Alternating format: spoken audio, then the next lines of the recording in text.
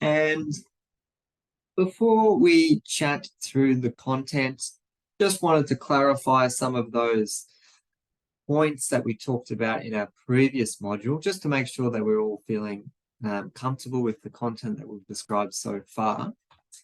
And a few other little things to mention. We do have Wally back on board, so make sure that you're checking your slides. Look out for Wally. Wally will be hidden, and Wally is going to be extra tough to spot in today's modules. I'll be honest. He's gone real sneaky, and he's burrowed quite deeply in the content for today. So make sure that you're keeping focused on what we're presenting. All right. One of the points I wanted to make is just how do we manage bicycle infrastructure around bus stops? Commonly comes up as quite a high-risk item. And generally what we're seeing is a really good way to deal with this scenario is the creation of floating bus stops. That's what this type of arrangement is referred to as. So this is actually Oxford Street in Manchester. But, you know, we do have examples of these as well in more local contexts. I just wanted to provide something international. The idea of this is, I might show it on the aerial, just so it's a bit clearer. You've got a bicycle lane that's kind of curbside that then gets pushed closer to the footpath and moves around that bus stop. So you're not forcing riders to kind of wait behind the bus where all the fumes are, or have to kind of overtake that bus adjacent the live traffic lane, because that's a pretty precarious situation to be in. Instead, it's pushing riders to the footpath side. The other benefit of this approach is you greatly reduce the risk of pedestrians who are catching the bus just walking in front of a bicycle track or a bicycle lane, or the other way around. If a pedestrian is leaving the bus, they're not stepping out directly into a bicycle lane where that conflict can occur. So it's pushing the pedestrian facilities out. So all of that bus shelter is close to the curbside, and then the bicycle lane runs behind that. What you also commonly see is designated crossing points for the pedestrians. So you can kind of see that zebra crossing there, just to help, you know, eliminate the risk of pedestrians just using the entire bicycle lane to cross over. It's trying to funnel them in. Probably not going to work like that in practice, but at least it's that visual cue that this is where the priority exists. Another example of managing the bike and bus conflict points. This one, we didn't have the space to be able to provide, you know, that floating bus stop idea, because it's quite a narrow footpath area available. You can see that the property boundary is pretty close there. So instead, that alignment for the bike path is straight, and that hasn't been shifted.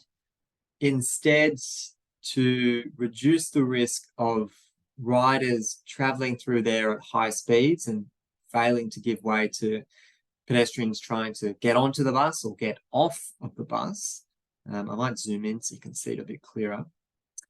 There is this raised platform. So it's just like a speed hump for bicycles, basically. And this provides a pretty good indication that riders, you need to slow down. And it's also supported by the give way to pedestrians signage. So all of that clearly articulates that this area is not just part of the rest of your bicycle network, and there is something you know, different about this area. You need to slow down and give way. So yeah, that's just another way that can be treated. The other thing that we briefly spoke about in our previous session, and I mentioned I'd include a few slides, is just this idea of either bicycle boulevards or advisory bicycle lanes. They've got different terms depending on which part of the country or part of the world you're from. But the way that it works is you have one central traffic lane that allows travel in both directions. So that's vehicle traffic. And that means if you're a vehicle and you've got an oncoming vehicle, you kind of need to, negotiate who's going to use that one traffic lane to pass each other. The bicycle lane, however, remains consistent the whole way through. So the idea is that rather than the bicycle lane dropping off or that being, hit and miss, that's the consistent facility. And the shared travel lane, that's just an opportunity where vehicles are going to have to, yield to oncoming vehicles and work out exactly how that can pass safely. Now, I've got this example. This is from Canada. Traffic volumes, definitely want to see this in low traffic volume. So there's 1,000 AADT or vehicles per day in this environment. The reason that you'd want to have low volumes is you don't want to have lots of that yielding movement occurring, because that increases the number of conflict points or the number of times where vehicles are forced to enter the bicycle facility.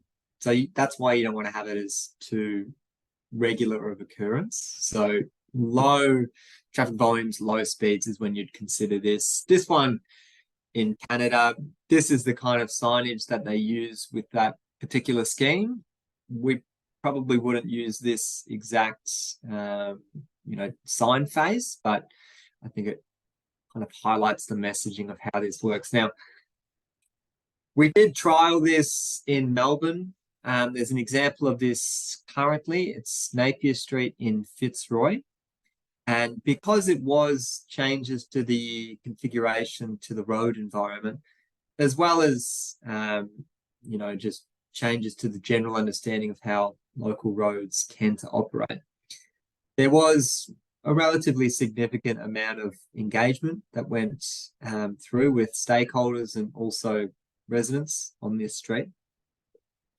And as part of that engagement, there was some media to help support the understanding of how this works. So I'm just going to show you, this was a video and I've just taken some snips out of it. So if we look at that motorist in that shared lane traveling north at the top of the screen, and if we go forward in time, they may see an oncoming vehicle, and it's both of those vehicles' responsibilities to look to see if there's anyone in the bicycle lane to give way to any riders that could be there. And if it's safe to do so, enter that space. There is enough width to actually pass one another if you're using that space altogether. And that's how that kind of conflict can be managed. Now, hopefully that articulates why you wouldn't want to see that happening again and again and again, because you don't really want to have this driver or these drivers continuously entering the bicycle lane. It just really reduces the effectiveness of this treatment. This is still currently installed out on site. I haven't received any evaluation of, the exact quantitative effects or qualitative effects for this trial, but it still is existing. So it would suggest that it hasn't been a failure. But yeah, just wanted to share that kind of insight that these are another opportunity to implement your on-road bicycle facilities. Okie dokie. Hopefully everyone managed to watch the Module 2 360-degree video, and you would have had some exposure to what it feels like riding in a protected bicycle lane, and also what it feels like riding in a more conventional bicycle lane and that feeling of being in the dooring zone. So it's a really good experience if you've never actually ridden these environments or you don't feel comfortable riding, just to watch these videos and get that perspective. So I hope you found that valuable, but feel free to leave your comments and feedback in the chat. Would love to welcome any of that. And I'll get stuck into today's session, which is all going to be focused on intersections. And a lot of the resources that we'll be going through today is taken out of the NACTO document, which is appropriately named Don't Give Up at the Intersection. So NACTO is just like a collective organization of multiple North American jurisdictions. They come together and kind of agree on what's best practice in a variety of fields, and they produce these guidelines and things like that. The reason that we're using this, there are Australian papers and guidance, but this one in particular goes into quite a good amount of detail, and just the way that it's explained and the figures used are quite effective. So that's why this one is used. But by all means, use your own jurisdiction papers if they do exist. I know TMR, Queensland in particular, you've got some stuff already translated. Because this is an American reference, I have just mirrored all the images, so we don't have to worry about thinking about the other side of the road, just to make it easier for the discussion. Okay, so when we think about best practice for intersections, for cycling safety, the go-to really is this idea of a protected intersection. And we're starting to see more of them pop up around Australia, but they're still relatively in their infancy and not necessarily well adopted yet within industry or well understood. And hopefully this session will give you a bit of confidence around what they are and how they can be designed. So we'll be going through a lot of those design features of a protected intersection.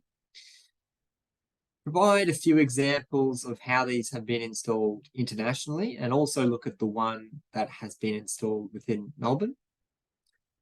And we'll also provide, second half of today's session, if we can't get the money and the capital investment to, really provide the protected intersection, and what else can we do? And we talk about things like signal changes, like head starts, bicycle signals, as well as the idea of trying to encourage things like hook turns, and as well as managing that left turn and through treatment, or managing that conflict there. Before I get stuck into the slides, however, I also wanted to share the assignments, which I can see a lot of you have already completed, and that's really, really exciting.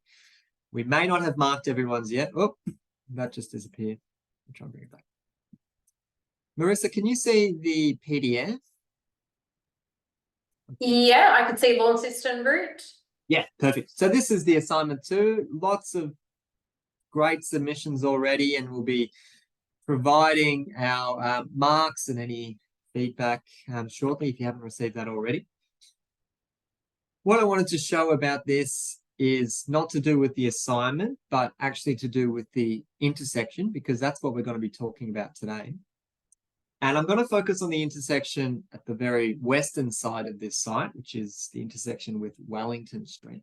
And I'm going to zoom in and talk about a particular risk that I think is worth noting, and comes up time and time again, particularly if you're dealing with any kind of higher order roads, your arterials and things like that. So I'm going to do a little bit of drawing on this PDF to hopefully clarify exactly what I'm talking about.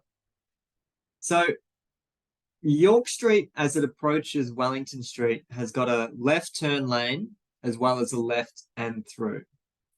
I'm going to just grab this green vehicle that I prepared earlier, very conveniently, and I'm going to pretend like currently York Street is in a red light phase. And so there's going to be a bit of traffic that's banked up at this location. Something like this, waiting to get that green. I've also got a red vehicle here that I'm going to pop somewhere here. They're approaching the hold line, but they're still waiting for that green as well. So they're slowing down, but they haven't quite stopped. I've also got this icon here of a little bike rider, and they would be positioned in that cycle lane, which I'm sure you've all identified. Now, this is where things might get a little bit messy, but I'm trying to draw the paths of travel for our different users here. And the first one I've got, and I'll try the blue color, hopefully this works, is let's say our bike rider wanted to continue straight. Their journey could look something like that. Might make it a little bit thicker. You can see that a bit clearer. The journey for the vehicle on the left turn lane, which is the green vehicle, apologies for anyone that is colorblind. Hopefully just that notation has helped you understand which ones I'm talking about. And I'll do this in a different color as well. Their path, would look quite a lot like that. And the vehicle on the outside lane, if they were turning that left as well, they would similarly have a larger turning radius, but something like that, okay? So nothing too drastic so far. The reason I brought this to your attention, and how will also hopefully become quite clear at the end of today's session, is when we have left turning vehicles and we have a bicycle lane that's directly adjacent to it, we get these really, really acute angles where the conflict exists. So that point there is quite a tight angle. And we know that when we've got tight angles, we minimize our ability to be able to adequately sight things. So in other words, that left turning vehicle has trouble sighting that cyclist. More to the point though, and a higher risk with this type of configuration, is the vehicle that is in the outside lane, that orange vehicle, they've got this wall of traffic where they cannot sight riders as they're coming up to the intersection. In other words, they may just see the green, they're good to go, perform their left turn movement without any consideration that there could be riders traveling through there. So this is basically set up to not really benefit riders' safety. In fact, that's quite a precarious situation. So that's something that you'd certainly be looking out for if you were conducting, a road safety audit, for instance, on this design. Any of those instances where you do have double left turns or double turn movements, you've got this significant risk of that masking. So it's referred to as masking, where one queue of traffic can block the sight lines for another or the other lane of traffic there. So it's either called masking or dynamic visual obstruction. Those are kind of the fancy terms, but very, very pertinent. And not something that I expected anyone to pick up as part of their assignments. And I'll also conclude that if you haven't completed your assignment and you just want to include that as an example, please don't, because we want to make sure that you are picking up on your own findings and recommendations and not just copying what I said in today's module. So just wanted to bring that to your attention because we are talking about the intersections today. And I can see in the chat a very reasonable suggestion there of just giving riders their head start through that intersection. So that would be using the separation in time. So you're not physically separating those movements, but within time, it would be a green phase for the riders to cross, and they don't have to worry about that left turn conflict. Then they'd get the red, and then the left turn traffic would go. It would add some time to the overall performance of that intersection. But I agree with that suggestion. That is something that could be looked into. So thanks for suggesting that. Before I move on, is there any other questions, Ainsley or Marissa? We're all good at the moment. Thanks, Max. No dramas. Alrighty. I will continue with the module slides then. All right.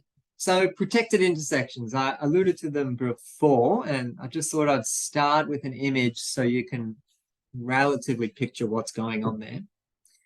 And what's the most salient feature with this type of design is these corner refuges. So at each quadrant of the intersection, you've got these little build-out islands, and they're usually, fully curved and things like that. And that is really what provides the protection for riders as they're traveling through this intersection. So we've got some more slides that will demonstrate exactly why you would put them there and the benefit of that. But I just wanted to show this to get started. So you've got a rough idea of what a protected intersection is, and a very important feature is those corner islands that are situated on each quadrant of the intersection. Okay. On the left-hand side of this figure is a conventional intersection whereby we would have a bicycle lane that is directly adjacent the curve and channel, and then the left-turn traffic lane would be directly adjacent that. Very, very common. It's just how we've typically arranged things across our network. And what that means is we've got a small offset. So offset is just the distance between that left-turn traffic lane and the bicycle lane. The protected intersection is aiming to increase that offset. So provide greater distance from where the left-turn traffic lane is and the bicycle facility. And the reason that we are doing that is because what we can see in those little pie-shaped figures, where that is representative of what drivers are able to see or what they're focused on, very much whatever's going on in the front of their windscreen. And it's very difficult in conventional intersections for left-turn traffic to, be able to see riders. They have to make that cognizant effort to remember to look. Protected intersections, rather than relying on that behavior, instead puts riders right in front of that left-turning vehicle, so they're much more likely to yield and slow down and give way to any riders that may be crossing in that path. So the reason that we're installing our protected intersections is really to maximize those sight lines. That's just referred to as sight lines. Another example here of the conventional and protected. This one was taken out of the TMR document that I mentioned earlier. So conventional, if you had a rider traveling through there and then maybe heading up north, and then the left-turn vehicle doing something like that, you've got the conflict angle there, once again, quite acute. You want to make it as close to perpendicular as possible. And as you can see in this example, where you've got the left turn lane and the bicycle lane, you've got a greater distance in between those two facilities. And that's where that improved sight lines comes from. The figure on the left is showing a conventional intersection, although I'd probably argue this is not conventional because you typically wouldn't see any separation there. It'd just be a bit of line marking.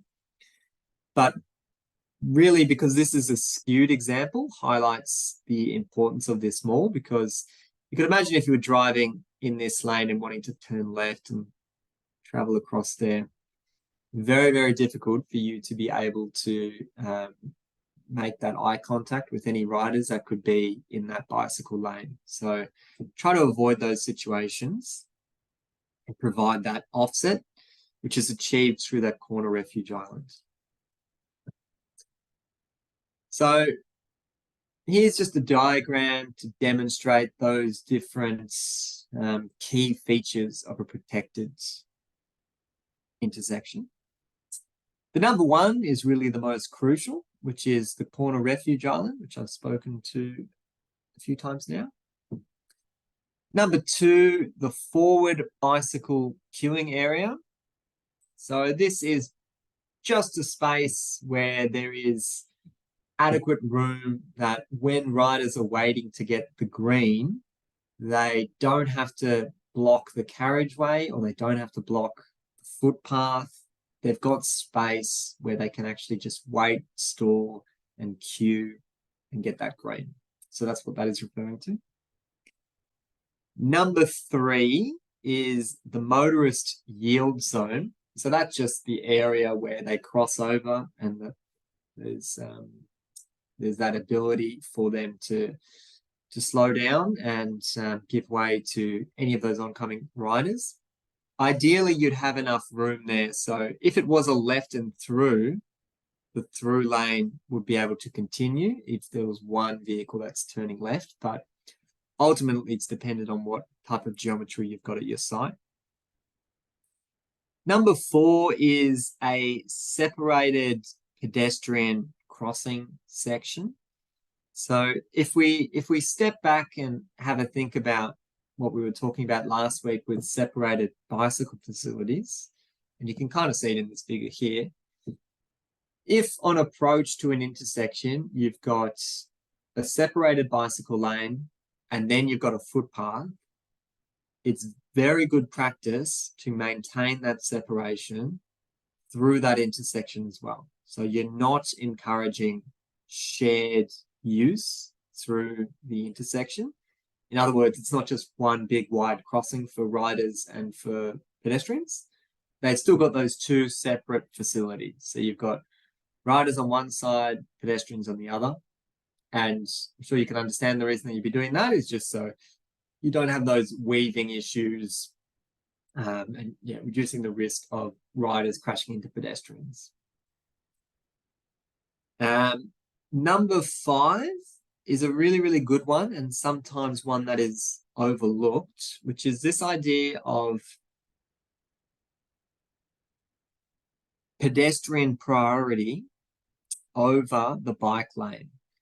Now, the reason that we kind of go for this approach is really want to highlight to riders that you are coming up to an intersection and you will anticipate that there could be pedestrians also wanting to cross at this location. And when you have those conflicts, rather than be ambiguous as to who should give way to who, it's much better to be clearly demarcating that and awarding priority to one of those users. And the fact is, it is much easier to award priority to pedestrians because the zebra crossing is so ubiquitous and understood. So it's a lot easier to put the zebra crossing across the bike path and say, peds have priority here, than trying to flip that and try to tell pedestrians, you have to give way to bike riders. That's a very difficult thing to communicate and also would likely encourage riders to travel through there at higher speeds and neglect that sharing aspect of that space. So big fan of seeing the zebra crossing being installed at those locations. The other reason is, if you were a pedestrian and you got the green light to go, I've got too many arrows, so I'm going to delete some of this. If you were pedestrian crossing and you've got the green and you're just crossing over the road and you didn't have this priority, it seems like a very big expectation for pedestrians to know that, actually at this bike lane, you're meant to give way. Like that would be a pretty big ask for pedestrians because they've just had this green phase where they've had the priority across the traffic, general traffic, to then try and flip that and say, but at this location, you need to give way to bike riders would be a bit of a tough ask. So that's generally why the zebra is preferred in those instances. And the number 6 there is just the pedestrian curb ramp or the pram ramp, but just ensuring that pedestrians are able to access the adjacent footpath network, so they're not just staying there on the carriageway. Now, there is something very, very peculiar about this diagram, and I'm going to throw it out to the chat to see if anyone notices something that's a little bit odd, something that maybe the artist that generated it, they probably not a traffic engineer. Have a go in the chat. Anything about this figure in particular that looks a little bit strange? Maybe this is too complex a question. I don't. Lines beside the zebra lines. That's a very good pickup, Jamie. That's not something that we do in Australia, but that is commonplace in North America. So not the one that I was going for, but good pickup. No traffic push buttons. Geez, I didn't even notice that, Evan. Let's give a prize out to Evan. That's a good pickup as well. There are no pedestals or anything like that. Parking bay length very tight. Geez, that's incredibly well spotted. These are all great suggestions. I didn't even consider those as issues. Zebra across the main carriageway. Yeah, appreciate that's just for this jurisdiction. We wouldn't have it look like that.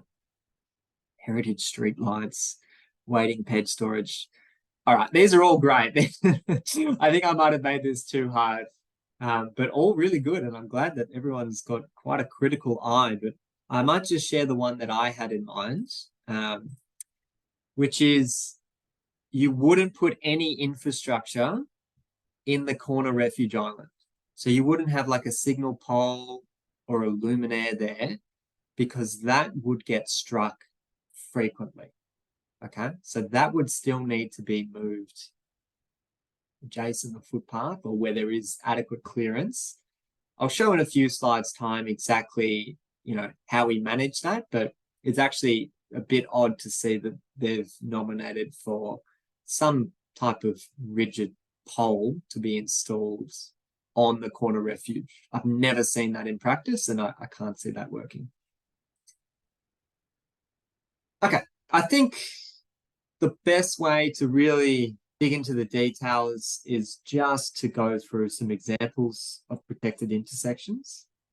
And of course, we can always look across to our friends over in the Netherlands for inspiration and advice. And this is an example signalized intersection where before the installation of the protected intersection, and I'll show you what it looks like currently. So you can see the before and after, and hopefully get an appreciation of what we're talking about here. Now, the journey that I'm going to focus on is kind of north to south for the bike rider. And if you can kind of see, appreciate it might be a little bit small, but there's that ... line marking. That's the bicycle lane. So there was a bicycle lane that was curbside adjacent the traffic lane. So this is a conventional intersection. I'm going to draw the path now of a bike rider that may be traveling through this intersection. And it could look something like this. Okay. I'm also going to draw the path now in a different color of a left turning vehicle from that same leg. So remember, they've both got the green. So they're not separate phases or anything like that. They're both being, signaled that they're good to go. And that left turn looks something like that. Maybe I should have done a darker color there. This you can clearly see there is not offset. Well, there's no significant distance there between the bicycle facility, the bicycle lane, and that left turning traffic lane. And as a result, we have a conflict point that is very acute. So I've said it a few times, when you've got the acute conflict angle, you're unable to maximize your sight lines. It's very, very difficult to be able to ensure that you've got adequate sight distance of any oncoming riders in that type of image. Here's what it looks like currently. And I'm going to do that exact same little experiment of how riders would travel through here now. And you're more or less guided into a position that is off-road, or it's very much situated close to the footpath, so you are achieving that offset. You may be forced to wait at this location because you may have a stop, or if it's green, then you just obviously continue riding, and then you just continue your travel like so. Similarly, I'll pick another blue this time and do the left turn movement of that vehicle. I'm not sure the darker blue was any easier. It's still pretty hard to read. But that conflict angle now is much closer to 90 degrees, so that perpendicular. And so we are maximizing those sight lines. So this is an example of a protected intersection. And that's really the reason that we're doing it, to maximize those sight lines between left turn traffic and the bike riders heading through. This is what it looks like out on the ground. And another question for everyone in the group. Anything that looks a little bit suspicious or a little bit unique or odd or something that we wouldn't do in our jurisdictions that you can notice within this image. It's got nothing to do with the signage, but I like to see that people are on top of it. While we have that little break, I'll check in with Ainsley and Marissa if there's been any questions.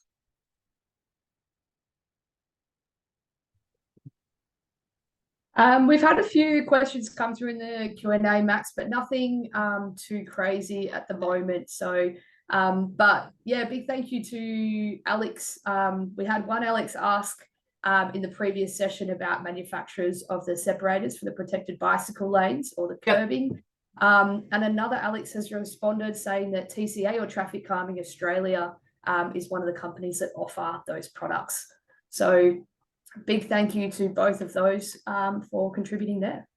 We'll give a prize out to both Alexes, and I apologize, Alex. I was meant to get back to you about that, and I was actually going to nominate TCA as well. So I've clearly got sharing the same brainwave as Alex there. Yeah, TCA, that they certainly provide a lot of that bolt down infrastructure. Marissa, any questions? Max, we've just had a question come in to the chat. Do you have any examples of protected intersection in a tight urban CBD type environment where tighter swept path competes for space and restricts its installation? Yes, you probably could consider Melbourne's as that type of environment. It's Albert Street and Lansdowne Street, which we do show in today's presentation. And basically, the only way that you can achieve it is by eating up a stand-up lane. So when you've got really, really constrained spaces, is taking a traffic lane to be able to achieve this. I might just go through some of these comments, and lots of good suggestions. Certainly the few things that are a bit quirky, yet no helmets and the black and white signals and things like that, the poles. But the prize that I'd like to give out is the flush corner refuge island that is being used. Now, that is not something that we would do. We would install an actual curb so that there is a physical height difference between the adjacent, cycling facility or pedestrian facility and the carriageway, because at the moment it kind of looks just like one big wide carriageway. And what this could in turn create is higher turning speeds. So if vehicles are able to quite easily maneuver and take a more generous swept path, then traditionally they will. So you want to make sure that you're providing that curb so that there is that physical, make sure you're slowing down as you're turning in this. And I should mention that's a right turn, but that would be our left turn. This one hasn't been flipped around. So we'll give a prize out there, but certainly lots of good feedback in there. Another example here, this one is in Maryland in the USA. I never know if I say that right, Maryland or Maryland. I've never been there, but this is a protected intersection that has been installed. And you may notice, if you have a look at the legend down here, that we've basically got two different types of material that are being proposed for the corner refuge island. One is this grey material, some type of concrete, and then closer to where the bicycle facility is the brick. Another question for the group is, why do you think they have nominated for two different materials as part of this design? And I'll show you a photo of what it looks like on the next slide, but I want to see if anyone can get it prior. Yes, I can see the answers already in there. They are indeed have been installed to accommodate heavy vehicles. So they're mountable sections. Absolutely spot on. Great to see that. So for those not familiar with what I'm talking about there, let's just say you had a bus or a garbage truck. They take up more space. So as they're taking a left turn, they may access that grey section, which is the mountable section. So it's designed to be able to accommodate that. However, you still have the mountable section in there because you really want to encourage most traffic to not take that, or, you know, tighten up their turning radius so that they slow down. So it still does have the mountable feature, but it's just that mountable. So they still do have that curved feature so that you've physically got that height difference, but you've got the mountable section there, so heavy vehicles aren't constantly running over the curb and channel and deteriorating, you know, that quality. This is what it looks like out on the ground. So you can kind of see in the image there that mountable section where the heavy vehicles would be able to sweep around and limit their interaction with the actual corner refuge island. Another interesting thing about this design in particular, and I'll go back to the layout view, is we've actually got a bi-directional facility that runs along the top. All the other legs are just unidirectional, one way. But because there is tying to this bi-directional from that side of the intersection, it was obviously decided to make the crossing points along the northern leg bi-directional as well. And that's what that bi-directional leg looks like. We would not do that pavement marking at all. I appreciate that looks a little bit strange to us. That's just the standards over there. But just a little bit of recognition that protected intersections aren't exclusive for one-way paths, and you can accommodate that bi-directional. And the reason I say that is because the rider that's traveling in that direction, hang on, let me get rid of my arrows before I get too hectic. The rider that's traveling in that direction can basically make eye contact with a vehicle that's turning left. So it's much easier for them, and the corner refuge island is less applicable for that movement.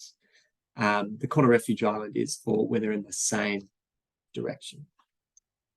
So it can be used for bi-direction. In other words, I've got this last international example, and this one is in Manchester, once again, back in Manchester.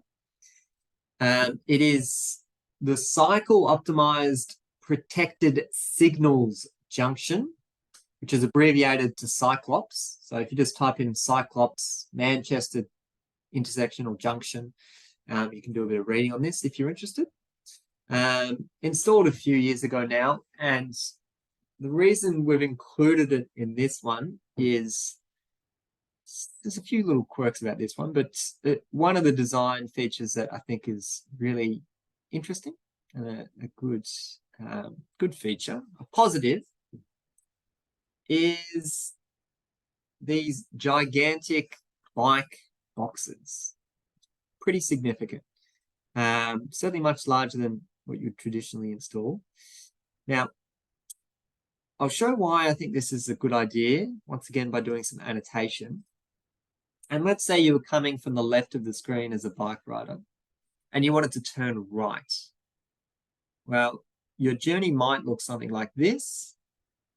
You might have to stop there and wait for the green, and then you get your phase, and then you turn right, and again, you have to stop there and wait until it's your phase. Could be a minute or so, and then you get the green, and then you're good to go, and you've completed your right turn. Okay, so that is the potential path of a bike rider. Now, as you look at it on this aerial and as you draw it out, you'd think that's relatively negligent in terms of the amount of time and space required. But anything that's slightly out of the way, just like pedestrians, can feel unattractive or undesirable. And so the design team have clearly acknowledged this and been like, well, if you don't want to do that and you don't want to use the protected facility, instead, you can position yourself in these bike boxes. So you've got the red light now. You can forward into the right turn traffic lane. So this is general traffic lane, but you're not excluded from it. And then this would be a filtered movement. So in other words, you'd pick the gap in traffic, and when it's safe to do so, perform that right turn. That is only attractive to the riders that are incredibly comfortable, incredibly confident in their abilities. However, as we've acknowledged previously, that is not representative of most riders that, you know, want to access intersections. So I like the idea that we're providing the protected facility for those that don't feel comfortable, you know, pushing themselves into the traffic lane or picking a gap in traffic. They do have that as an option. But also acknowledge that there is a spectrum and there's plenty of riders who are just not going to use that, and acknowledge that. So yeah, trying to get a bit more of a diversity in understanding that skill, which I think is a really good idea. This is what it looks like out on the ground. The conflict point where it's crossing, so where the pedestrians are crossing over the bicycle lane.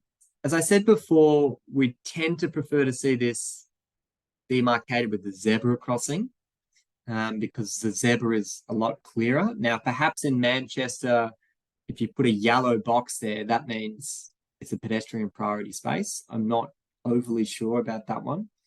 But I would say for our jurisdictions, that's where you want to put the zebras just to really clarify yeah, who's got right of way there. Okay. Any questions, Ainsley, before I hop into Melbourne's protected example? Yeah, Max, we just had a question that came through about if you know why the bike box is set so far back from the intersection in the Manchester example.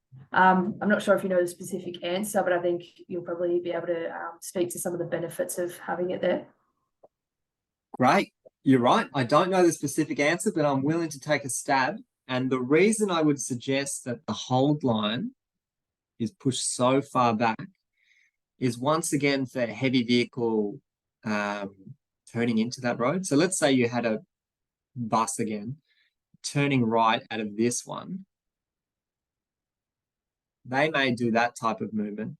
And the closer you bring that hold line and you have a rider there, the closer they could potentially be within that swept path of the heavy vehicle. So you bring it back.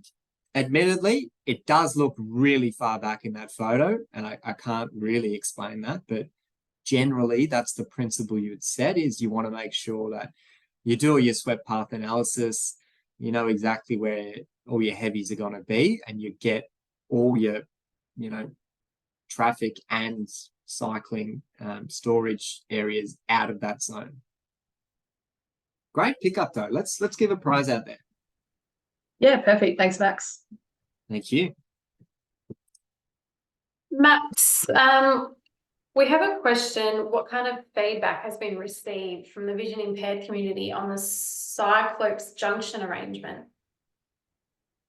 I don't have any information about that specific case study. I didn't actually work on this project. I thought it was a really cool example of using the bike box to help with those different skill levels, as I mentioned before.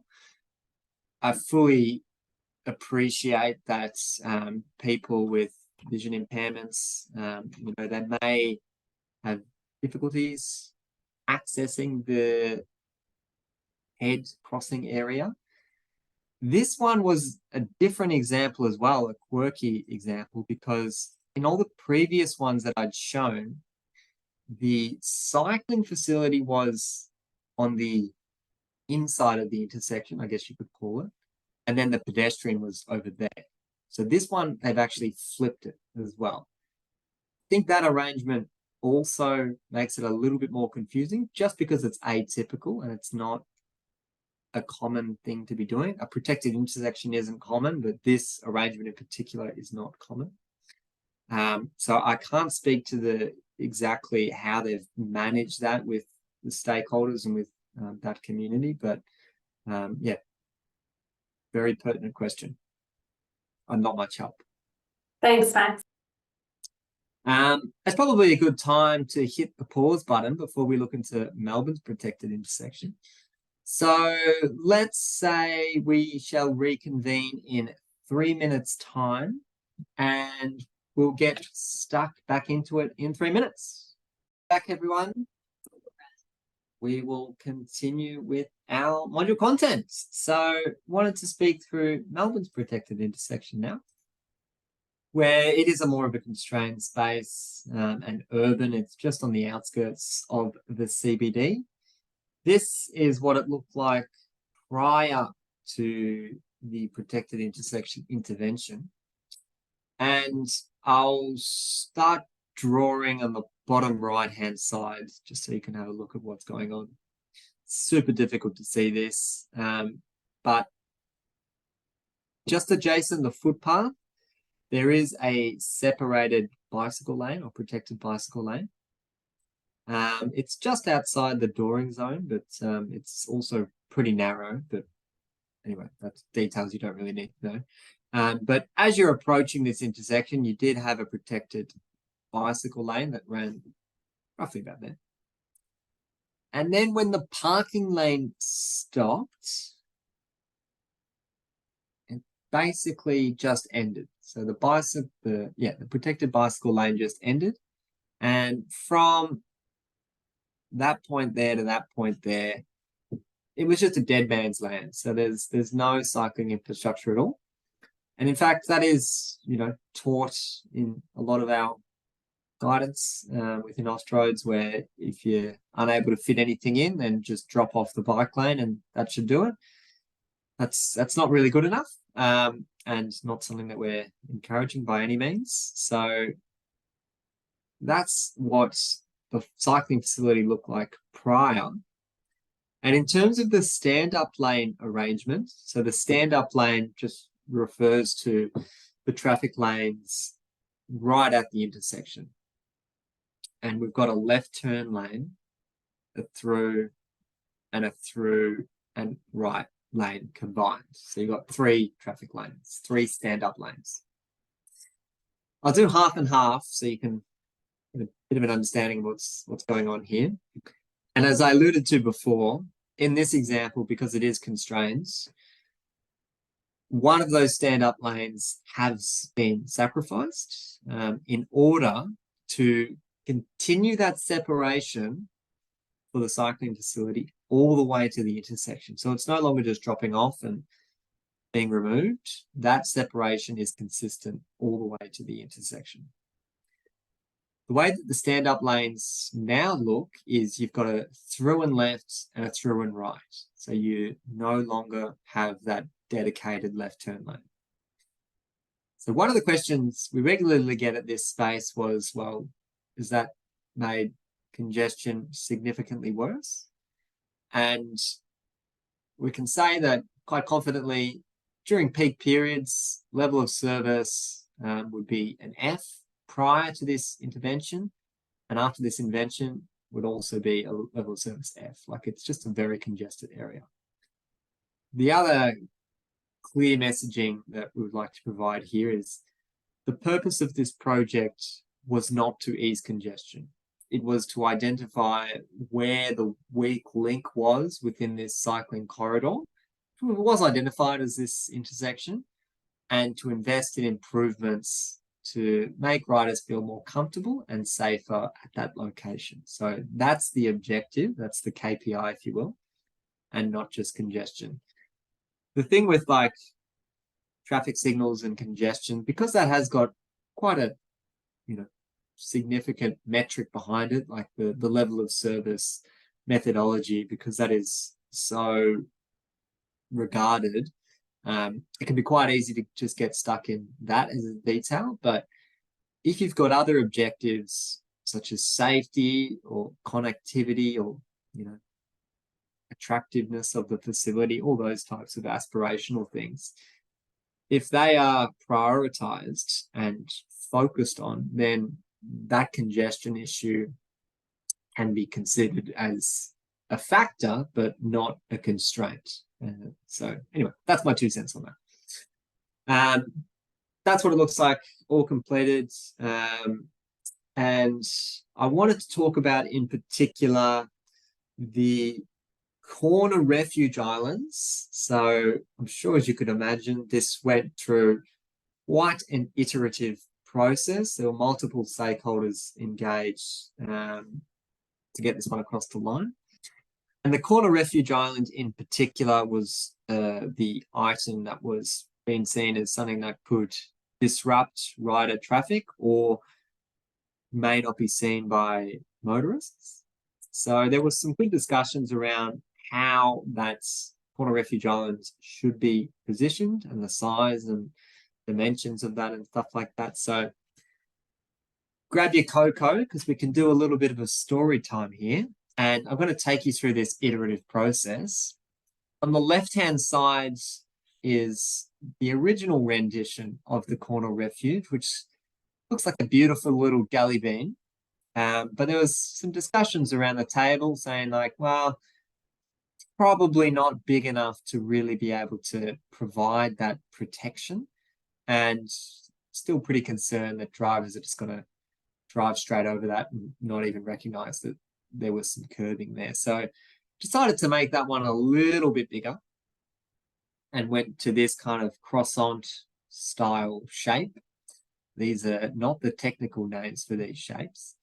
And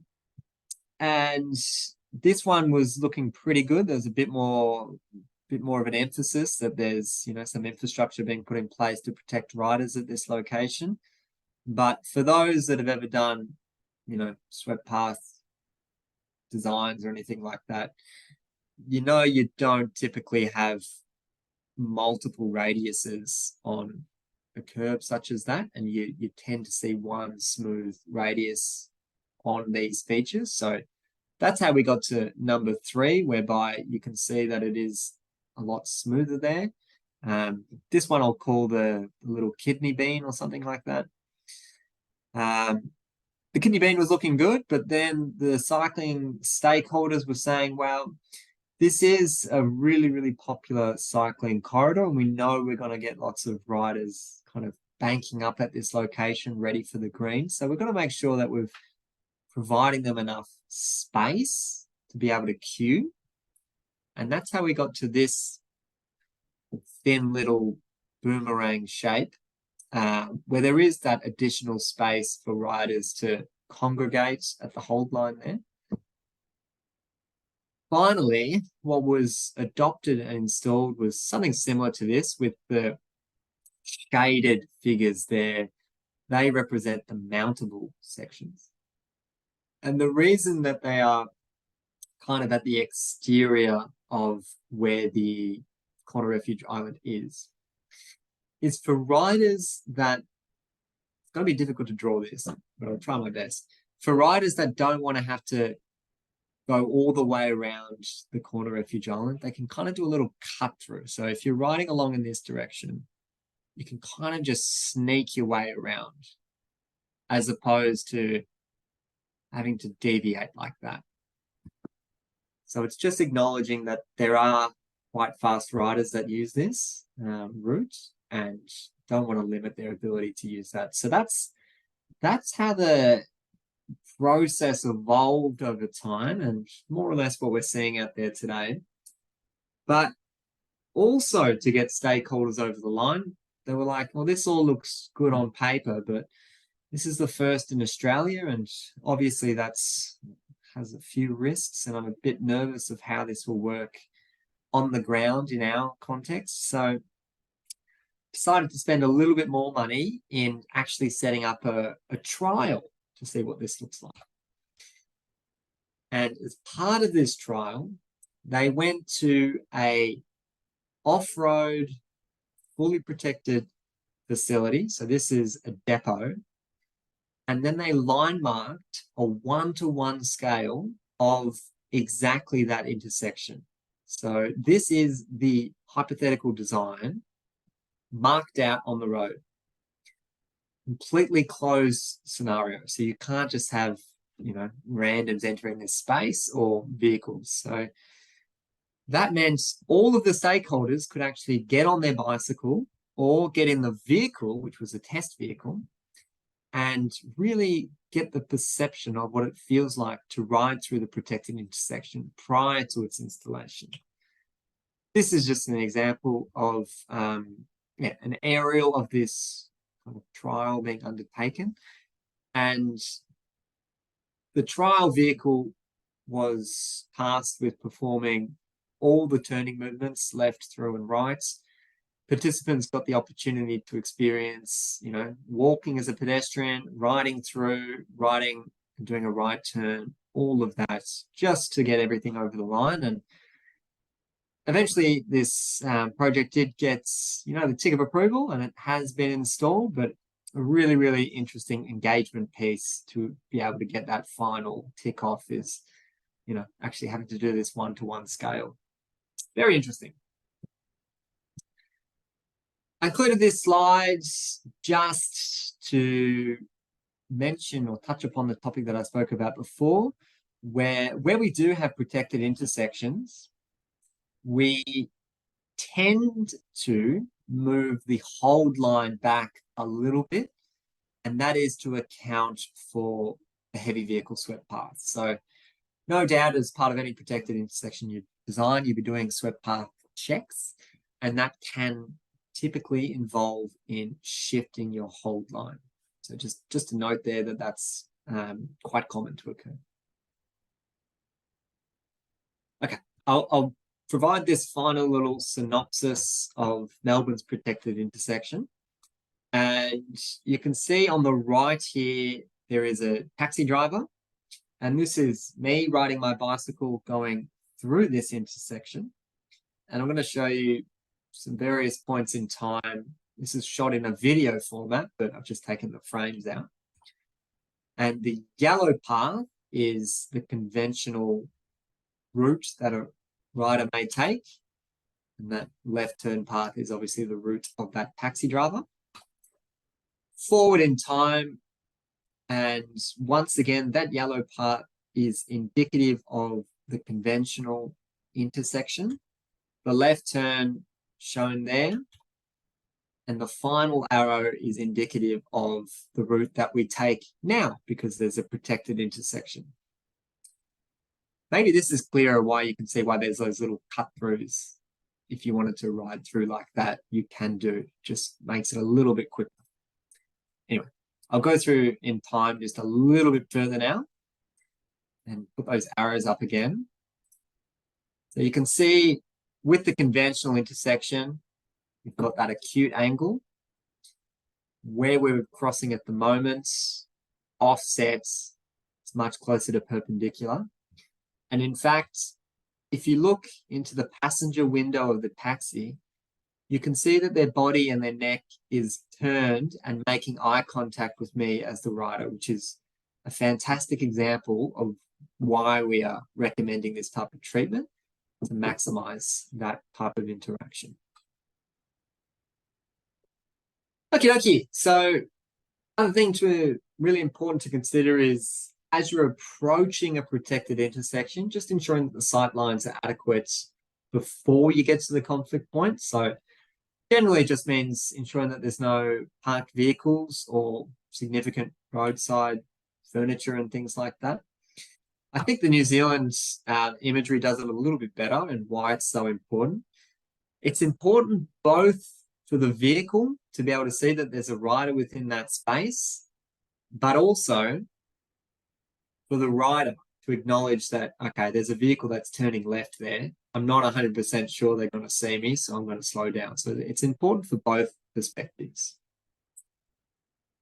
Marissa, we actually might launch a poll because I've done a lot of talk about protected intersections, and we'll do a quick test of the pulse to make sure that everyone's still awake and everyone's processed that information. So the poll should have just launched, and the question is, the most important feature of a protected intersection is, and your options are maximizing sight lines between motor vehicles and cyclists, conflict paint, banning general traffic movements, or separate phasing for general traffic and bicycle traffic. So you only get one selection, so pick the one that you believe is the most correct. Most correct. I'm not sure if that's actually a correct statement. While we wait for the results, any questions from Ainsley or Marissa? I think we're going along pretty well at the moment, Max. No questions for me. We did have one for Vincent, though, that came through where he had a question about the intersection where we've referred him to the fact sheet. So I just thought it might be a good opportunity to remind the participants that that is in the resources folder on the LMS if they wanted some more information about that protected intersection in Melbourne. Excellent. Thank you, Ainsley. Yes, there is a little fact sheet on the resources page of the LMS of the protected intersection, in case you want to know the dollars and the history and all that kind of stuff. We've just provided that as a nice little standalone piece for your reference. We might end the poll there. Don't stress if you didn't get to it.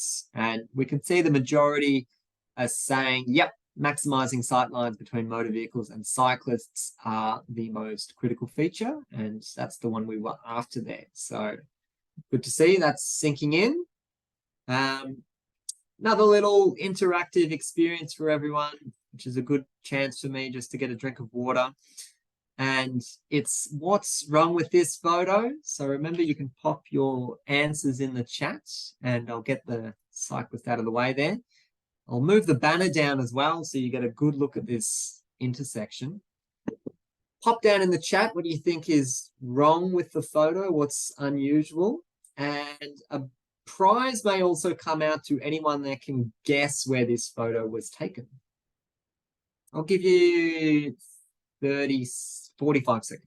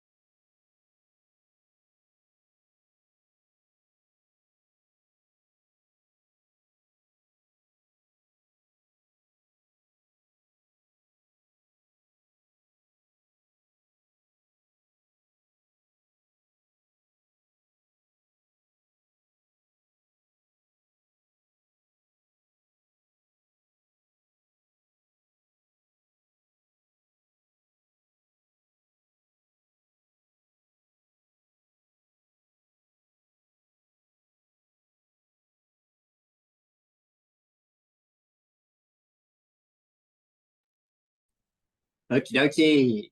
Plenty of answers coming through. Thanks for the feedback. And yeah, it's been noted by multiple people that is pretty unusual to have this diagonal crossing arrangement. Now, the reason that's been set up is because you've got bidirectional on one side of the carriageway, and then it flips to the other side of the carriageway on the other side. So by all means, this is the least path of resistance, or the easiest way for maintaining that travel, because you don't have to go kind of across that way and then across that way. But it is unusual. I've only seen these examples overseas. I have not seen an example of a crossing like this for cyclists in Australia. But if you've got any, I would love to see them. We do have, more pedestrian type diagonal crossings, which are also referred to as like scramble crossings, or the barn stance movement. And that's how this signal phasing works, where all the traffic stops on red and then riders can travel diagonally. Now, Marissa, I'm not sure if we had anyone guess the location, but it is in Canada for those interested. And it was submitted kindly by Ken Beer's dad. So our principal engineer's dad sent this photo and contributed to the course. Anyway, that's all I wanted to share. It's a bit peculiar. And also this fellow here who's not actually riding in the facility and not wearing a helmet. Anywho, wanted to talk more now about where we're unable to get to the protected intersection stage. Well, what else can we offer? Perhaps as an interim solution, or in those complex environments, to help improve safety for riders. And one thing that we know does quite a good job is head starts. So head start boxes, storage boxes, basically just a demarcated area for riders to position themselves so they don't have to wait in between traffic lanes, or they don't have to wait in between vehicles. It's clearly a space for them to prop at the start of the intersection. And if you refer to the Austroads guide, they'll tell you descriptions of when each of these examples may be appropriate. And I'll give you the summary version of this, but of course, if you were doing any design, you'd flick through the criteria for those ones. But yeah, example A, B, C, and D that we've got here for different head start or bike boxes. And basically, what you want to consider is what is the continuation of the bicycle facility. So if I looked at an example A, and I've got this pretty small little bike box or head start, it's actually indicating to riders that your travel from this location is probably limited to going left and going through. That's it.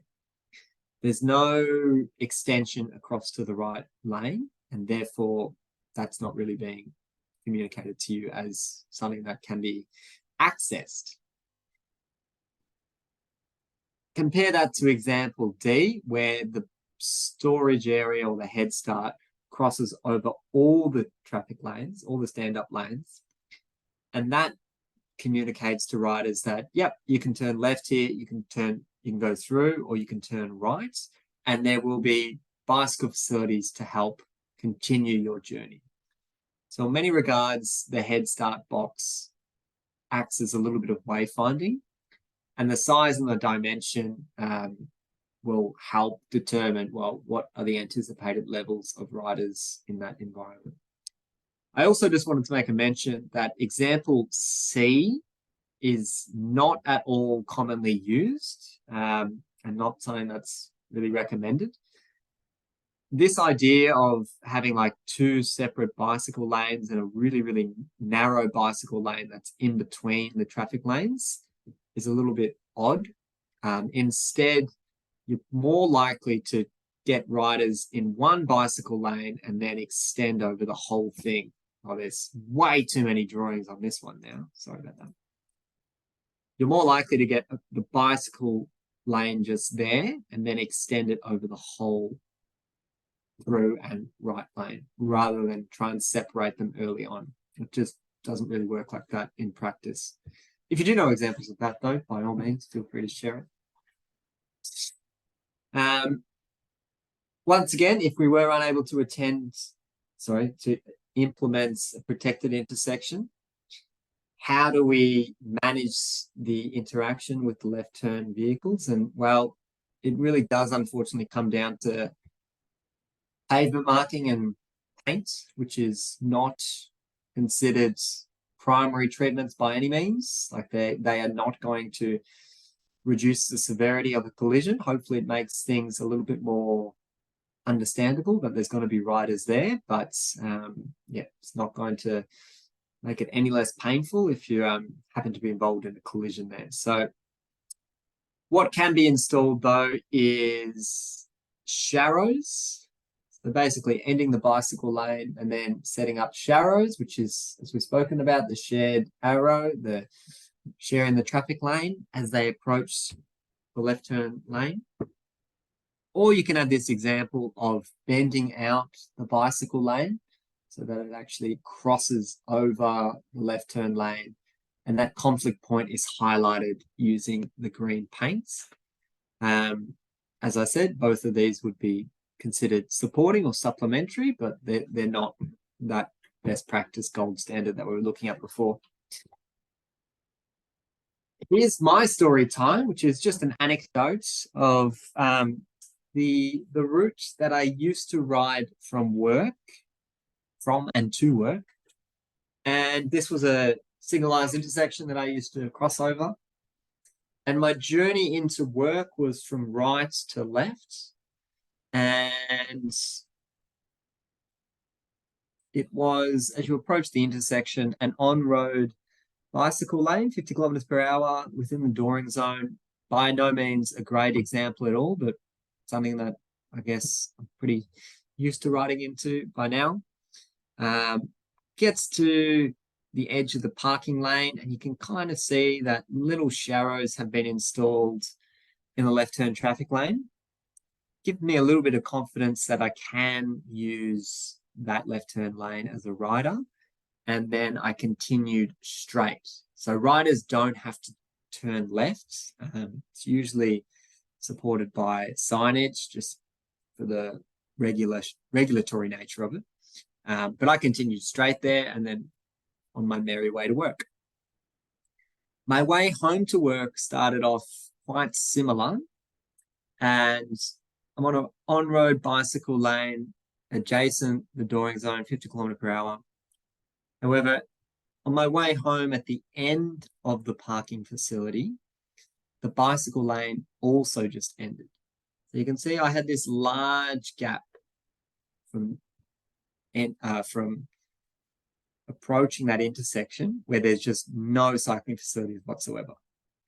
And the reason I include this as an example is if you are going to be implementing a treatment, ensuring that you're being consistent with your approaches at the intersection, it's fairer for both the riders, so they know what to expect, and it's fairer for general traffic as well, so they can appreciate that constant reminder of this is how this intersection looks like. And I dare say that that configuration should then be installed consistently across that corridor to once again reinforce that this is how the layout is going to look and reduce any of that surprise, or reduce the likelihood of bicycle lanes just dropping off. So that's just a bit of my experience. When you've got left turn lanes that look like slip lanes, you generally have quite a long area where the conflict point may exist. And the reason for that is because the slip lane would have like a, the taper length and then the actual the lane itself and all that. And so there's lots of opportunities for vehicles to cross over the bicycle lane and enter that, increasing the relative length where that conflict could occur, which is not great. Now, generally the way that is managed is through conflict paint, green paints. In this example, you can see the green paint has been installed prior to that slip lane. So it's kind of starting all the way there and then ending all the way at the hold line. So it's probably been extended by a little bit, but not going to do a great deal, I wouldn't think. The Asteroids Guide does provide a solution within this space that could be implemented. And it's more or less bringing riders into either the footpath or creating an off-road path for them, and then getting them to cross over the slip lane at a perpendicular angle. How you manage that priority would be probably dependent on the type of intersection that you're looking at. It would be possible to create like a wombat type of feature, and what I mean by that is like just a raised crossing point. So we spoke about that in module 1, the shared path crossing over roads. You could potentially do that in this figure here, and create that as like a raised crossing point on the slip lane, award your priority to pedestrians and riders, and then continuing their journey like that. Now, the reason I use the term like you may look at this as an option is because you also need to consider what is the demographic or skill set using this particular facility. Now, in this example that I've got here, this aerial, this is an 80km/h road with on-road bicycle facilities. It's pretty unlikely that you are wanting to attract, a cohort of inexperienced riders. It's not really the people that you're expecting to be using this, nor do you want them necessarily to be using this. Instead, the most likely people using this are those riders that are confident riding anywhere, and they do this for training or they do this for commuting or whatever it is. And the reason I think that's important to recognize is because if you were to remove this as an option, this on-road facility, and force everyone to go off-road, cross over like that, and then get back like that, you actually might find not a lot of people do that. And instead, they just risk riding into a through lane where there's no facility whatsoever, or performing other risky behaviors. So you do need to kind of weigh up what is the audience, I guess, what is the likely demographic in this specific area. And you'd also hope that none of your strategic cycling corridors or none of the areas that you have said, these are the most important riding networks in our jurisdiction.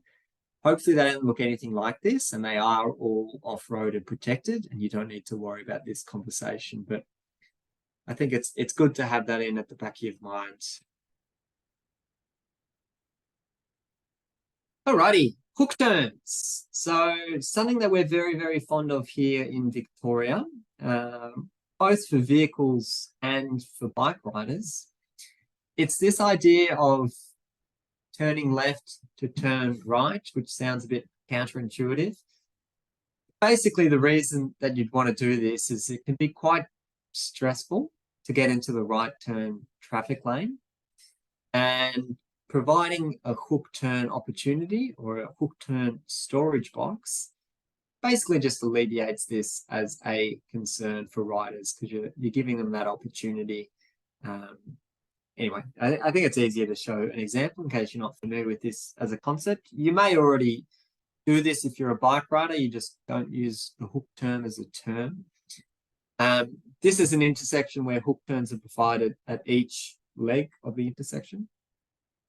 And you can see, if you are riding up to this intersection and you are hoping that maybe the lights are going to stay red, because then you can, while it's red, push yourself in front of the other vehicles and get it to the right turn lane if you want it to go right. But let's just say it stayed green and, you can, instead of having to push over to get into that right turn lane, you can continue straight and just access this little hook turn storage box. And you basically just sit there and wait, because your phase is going to be red, and then you wait till you get your green, and then you're the first one to enter that traffic, and you've positioned yourself right in front, similar to the head start boxes, so you're incredibly visible, and you don't have that stress of trying to push out in front of traffic in the right turn lane. So that's really the benefit of it. That's what it looks like out on the ground. It's not a lot more than just a bit of paint, but it does a pretty good job of signaling to riders that, yeah, don't worry about getting into the right lane, just use this instead. Makes it much easier. Can also be applied at T intersections, so it's not just cross intersections that you can use this. In this example, what you'd probably have to install is a pedestal, just to ensure that, you know, if there's no traffic on the minor leg, that riders aren't just sitting there and waiting to cross. So you'd have to push, you know, like a little call button, a push button, so riders can, you know, make sure that the traffic is stopped and perform their right turn movement. There is this example, similar type of example, in Adelaide of this in action, where you've got the bike lane here, and then riders can pause here, push the button, and then get over into the right turn lane. Once again, the reason you'd be going for that is you don't really want to be encouraging riders to cross over a multi-lane traffic environment just to get into the right turn traffic lane. Few cyclists feel comfortable doing that, and it's not really something to encourage in any regard. This one is not at a signalized intersection, as you can see, but kind of has a similar idea. This was shared by a colleague at Safe System Solutions, and it is kind of like a mid-block crossing, but similar idea is, so this is two photos of the same location. You're encouraging riders to get up into this position here onto the footpath before crossing over and picking a gap and continuing the shared path on the other side of the carriageway. Basically trying to remove the risk of riders doing a right turn like this, which they very well may do if there's no traffic or things like that, but providing that opportunity to be able to stall safely and not have to make that, you know, pretty, cognitive heavy decision on the fly or while they're riding. Okay, I'll talk now about bicycle signals, which we've already had a brief chat about. And in particular, I'll focus on the idea of providing a head start to the bike community. Now, this is a massive intersection, as I'm sure you can all see. You've got service road, you've got 1, 2, 3 stand-up lanes, and then another stand-up lane for the right turn lane there. You've got light rail or tram tracks as well, more traffic lanes, another service road. There's lots going on here, and a really, really big intersection, which is incredibly daunting, both for a pedestrian to walk through, but also as a rider. You just feel incredibly vulnerable going through spaces like this. Now, the leg that I'm going to focus on is the southern leg, and the photo that I've got is more or less taken on that approach. So I'll just go to the next image. And this is what it looks like out on the ground. You can see one of the smallest little bicycle head start boxes I've seen. And it's very, very difficult to see because it's not activated at the moment, but you can kind of see, if you're looking at that signal face, there's an adjacent little panel, and on that panel is where the bicycle symbol sits, which is green. And basically, when all traffic has stopped and the next phase to go would conventionally be this phase, the first thing that happens is riders are given the head start. So that little green bicycle symbol goes, which means riders can enter the intersection. This is another little Max story time or an anecdote. And I used to live to the right of this image. And first time I approached this intersection, and I was, not incredibly familiar with this area. I was riding up to the intersection and saw that the green bicycle symbol was green, good to go. And I thought, that's excellent. That means I can enter this intersection and perform my preferred movement. So the way that the head start signal is actually used in this instance, and most instances, is actually to promote through traffic. It's not saying cyclists or riders can go any which way. It's saying you've got the head start to enter the intersection and continue through. But as I mentioned, I wanted to go right, and I just intuitively saw a green light and thought, great, green, let's go. So I kicked it into gear, and I was riding through here, and I basically got halfway through when traffic were also given the green. In other words, I had to stop and wait here in this awful, huge intersection and filter, pick a gap in traffic to then complete my right turn. And I think it's a pretty good thing to acknowledge that there are, kind of a cognitive limitation associated with the head starts. I think absolutely wonderful, particularly if you are looking in metro areas and you've got an identified cycling corridor and it just, green after green after green head starts for riders is really, really, couldn't recommend it higher. But I do also think in isolated examples, they may be misconstrued or misunderstood and have effects like this. There was no near miss or anything like that, but this is just some of my own experience of, interacting with these types of treatments. So really, really positive overall. And I think that we should be trying to implement these where we have identified our cycling corridors. Got a photo here from Perth. And in these examples, they've got the actual green bicycle lantern embedded into the signal face itself. So it's not like a supplementary thing. It's just part of the face. It also has got the amber and the red there as well. So it's no longer just, it's on with the green as opposed to just being there at the start to allow that initial head start. Good example though here in Perth is that continuity of the treatment, whereby multiple intersections along this corridor look like exactly like this, and you've got the same configuration. Makes it much more consistent for riders as well as for general traffic. So yeah, just wanted to share that one as well. I'll check in with Ainsley and Marissa to see if we've got any final questions before we wrap up for today. Max, we're all good for today. I think you are nailing the content because it seems as though there's not too many questions about it. So all good. No worries.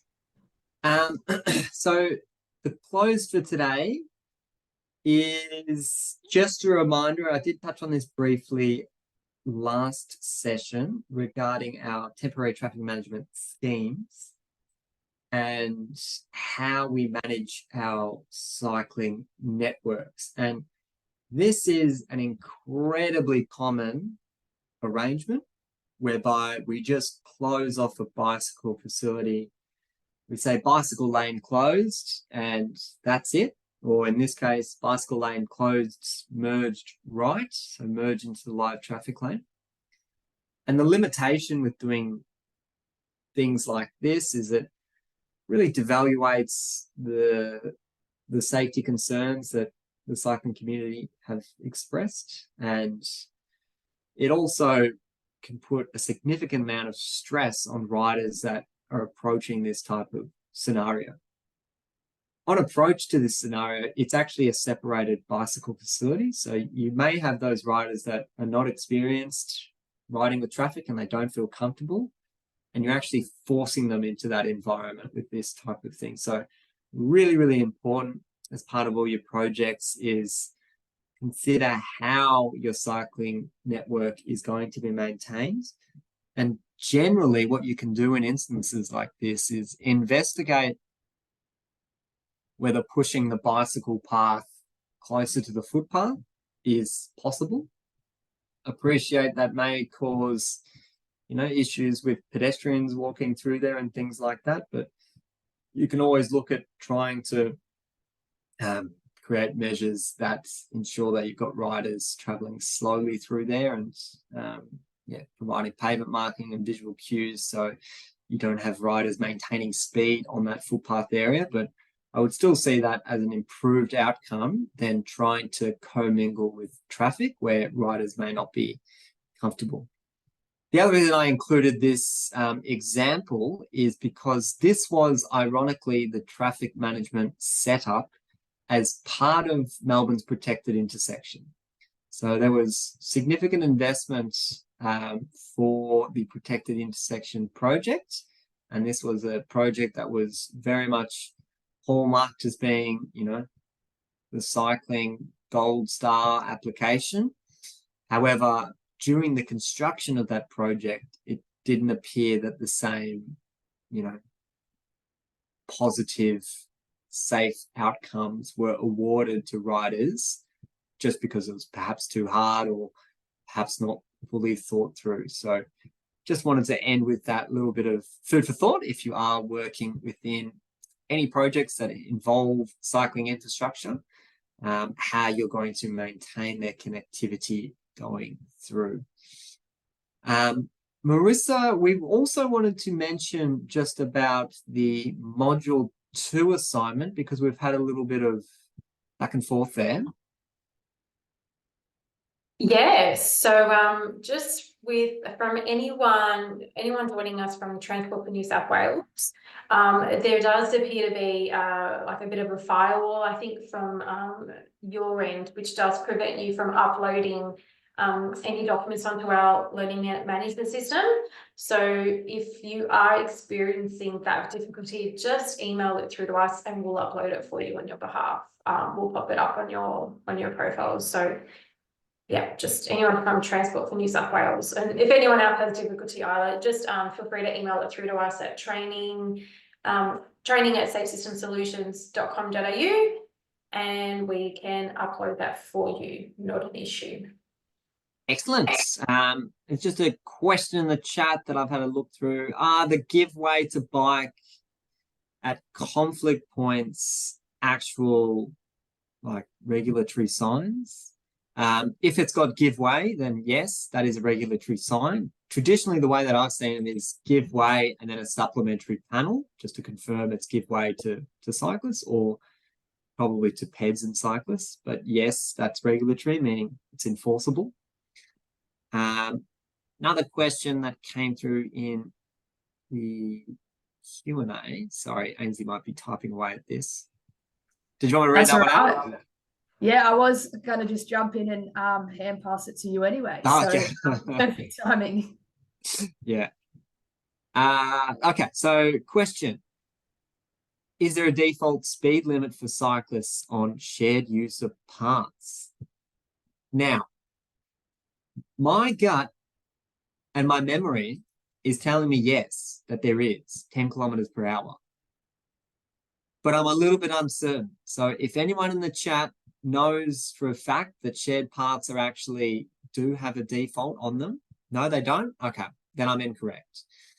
I'm happy to follow that one up offline and I can get a bit more info then. E-scooters are limited to 20 kilometers per hour. Unless there is the 10 shared sign. Maybe that's what I was thinking of. So unless it's been actually demarcated with the regulatory 10 with the red annulus, then it doesn't. Uncyclists assumed to ride approx 25. Yeah, no, that's fair. I don't know why I thought 10. But I must have been thinking of where they've actually got the speed on there.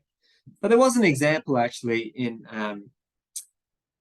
Melbourne, kind of along the South Bank area, which is like adjacent to the casino. It's this restaurant eatery area right on the Yarra River there. And I mean, for as long as I've known, riders use that as a bit of a shortcut and travel there quite high speeds, which is pretty uncomfortable if you're a pedestrian just trying to have a little wander along there. And there was an actual enforcement task set up there by the police where they actually had the speed cameras out and they were measuring speeds, because the 10 regulatory does exist there. So they could actually fine riders traveling faster than that. That was a few years ago now, but they were there for about 4 weeks or something like that with the speed gun, and measuring riders' speeds and issuing fines. So yeah, that's my only info I have on that.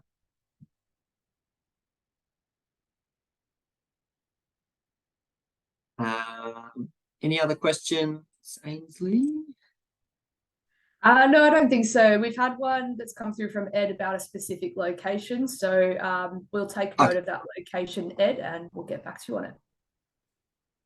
Fabulous. Okay, so at the end of today's session, you can complete our Module 3 quiz up on the LMS.